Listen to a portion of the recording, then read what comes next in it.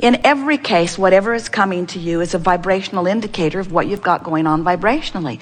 And so if we were standing in your physical shoes and something happened in our experience and we did not like it, we would bring ourselves into an awareness of what we prefer, and we would practice the preference so often and so vividly that there could never again be confusion on the part of the universal manager who arranges all campsites for all campers. Talk about a really effective concierge in the sky. There is never ever an injustice that is done ever, ever, ever, ever, ever. But there are plenty of times that you get something different than what you want. But when you get something different from what you want, it's not because an injustice has occurred. It's because you've got a different dominant vibration than your own desire. Don't you love knowing that? Not so much. So what it means is, it's important for you to relax in whatever's happening and accept. That's the most important thing. Accept that whatever's happening, whatever it is, whatever is manifesting is an indication of what? An indication of your vibrational balance. An indication of your vibrational balance. An indication of your vibrational balance. So not only do you have the benefit of emotions that let you know how you're doing pre-manifestationally, but you have stuff showing up that is your indicator of your vibrational mix post-manifestationally. So Esther's first knee-jerk response was, that's just fine. This campground has been a pain in the, for the entire 7, 8, 9 years we've been coming here. They never promised to give me what I want. And we say, you really don't want to need promises and confirmations from other humans, especially those who have a lot of other campers to please. You really don't want to depend on someone else's promise for the way your life turns out. You want to depend upon your vibration over which you have complete control. So we'll be talking today about anything that you want to talk about. We're eager to talk about whatever it is. But we want to give you fair warning that we have complete awareness of what you have already amassed over here in your, what we are calling vibrational reality. What we are calling this vortex of creation, where all things that match your desire have been assembled. All cooperative components have been assembled. The question is, are you a cooperative component? And if you're worried about something, if you're frustrated about something, as Esther thinks back, the few times that her mind moved in the direction of where they were parking the bus, she has to acknowledge that she thought about it from the I know what I don't want standpoint no more than she did I know what I do want. They're also under an acorn tree. More machine gun fire. And so when they go to move the bus, it's necessary that they find a ladder taller than any one you've ever seen, to climb up on top of the bus, to sweep off the extended rooms, because they can't bring them in when there are nuts on the top of the bus. So as Esther is hearing the nuts falling, she is remembering how much she didn't like hearing them falling last time. And she is remembering how specific she was about not wanting to be under the falling nut tree again. And she is remembering that she had the experience, didn't like most of it, got in the bus and drove away, and never thought about it again until she returned. In other words, no effort whatsoever about cleaning up vibration. Just living it, complaining about it, not liking it, feeling the injustice of it, threatening to cut the tree down herself. It's a really big tree. And then driving away, not returning to that thought vibration, but leaving it right where it was, waiting for her. So the people who are establishing the new assignment are inspired by the power of her vibration to put her right there on that spot where she belongs. There's no injustice ever, is there? So The fair warning that we are giving you is that in all that you are living, you've launched these rockets of desire and you've put them into your vortex of creation. And they are being tended by the larger part of you. They stand as present tense. And this is the thing that we really want you to hear. What you have launched forward, when you know what you don't want, you know what you do want, even though you're speaking of what you don't want, the equal and opposite desire goes forward. And the source within you rides that rocket of desire and holds that spot. That's what the evolution of all species is about. That's why life gets better and better and better for all beings, for all consciousness at all times.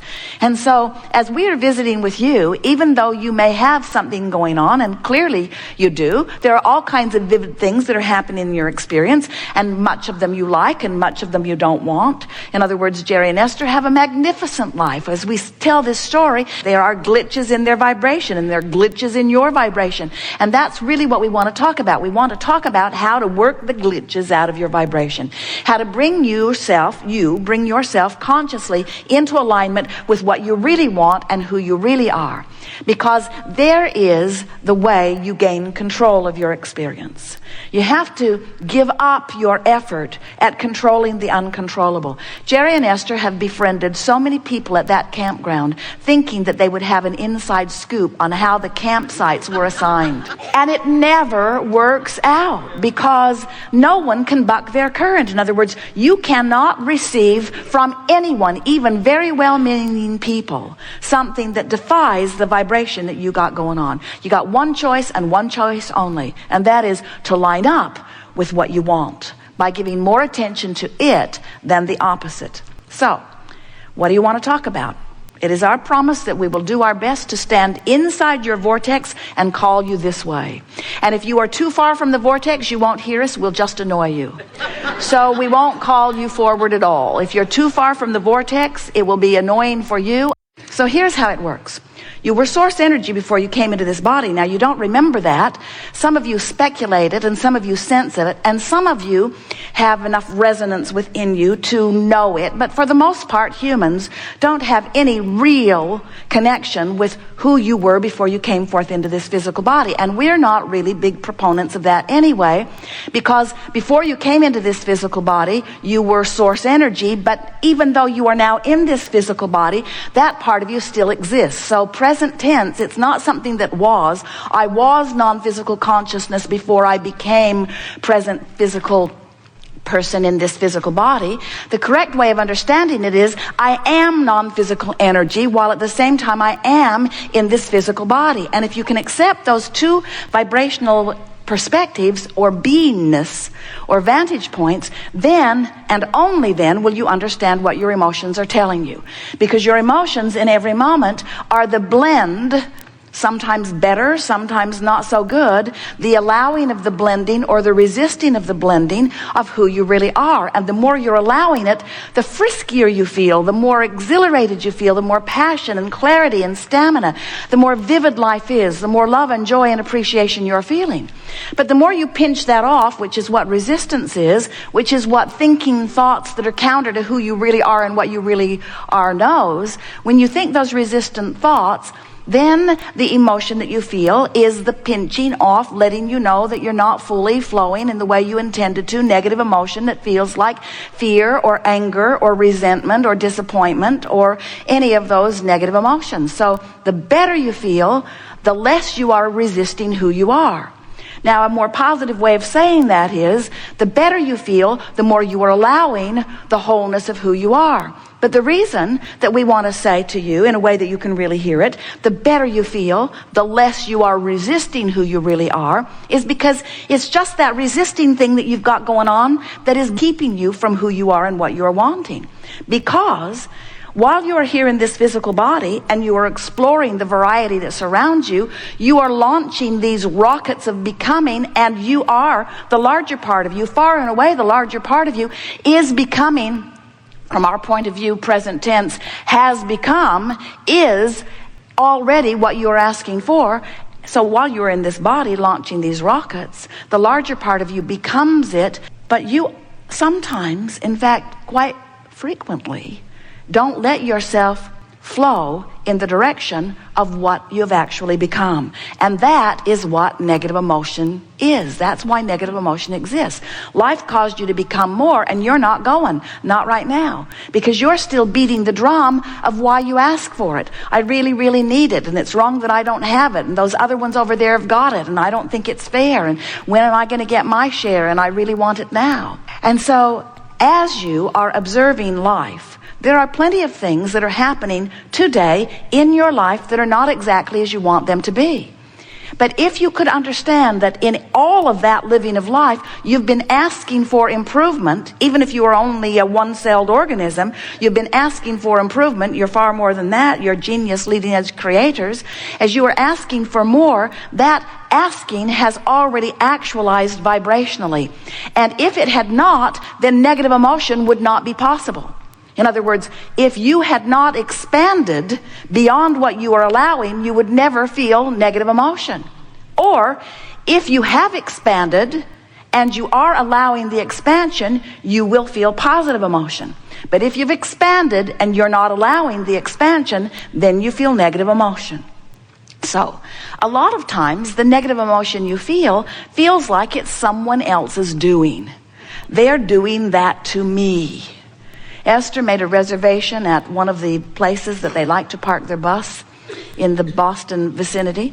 Makes them months in advance and specifically requests specific places to be because they have a really big bus. It's long and it's tall and it wants 50 amps. They tried it once on 30 amps and it freaked out. In the night, all of the breakers went boom, boom, boom, boom, boom, boom, boom, boom, boom, boom, boom, boom, boom. They thought they were being assaulted by machine gun fire. And then 14 things never worked again. And while they have all been repaired, now they are back in the same place. And the woman says, we only have a 30 amp site for you. And Esther said, I want to hurt you.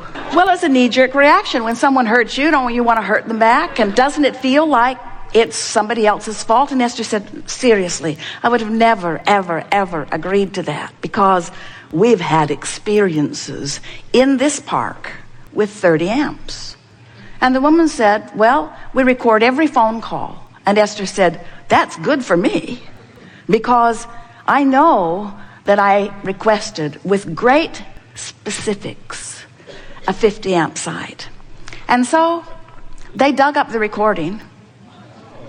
Was really interesting because in 14 different ways, Esther specifically acknowledged how important it was that they have 50 amps. But in one small, unheard by Esther sentence, the woman had said, sometimes we cannot guarantee because someone may get there before you do and take the power from your pole. Only she didn't say it in that much specifics. She just said, well, I've got you on a 50 amp site. And when Esther listened back to it, she could see how the woman was confirming her rightness with the same recording that Esther was confirming her rightness.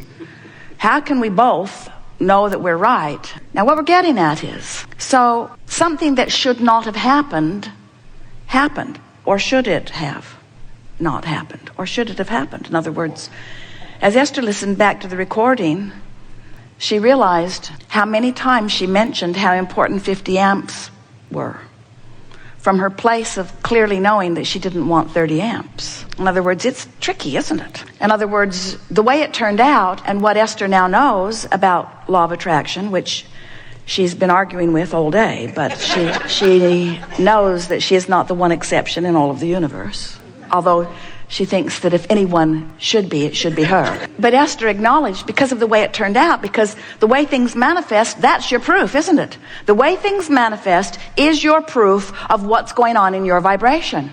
Oh, that's painful to hear. What's happening is proof. What's happening is an indication of my vibration. Abraham, give me a break. Didn't you hear the recording? We said we heard the universal recording.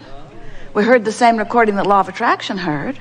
We heard your concern about a 30 amp site, which was far, far, far more vivid than your appreciation of a 50 amp site. Your concern about what you did not want was far more active in your vibration than your vibration of what you do want. Well, that right there explains to all of you the reason that it's nobody else's fault, anything that happens to you. And while we acknowledge it sure feels better to blame somebody else than it does to accept your own stupidity, oh, well, we got just a little carried away there, than it does to accept your own guilt,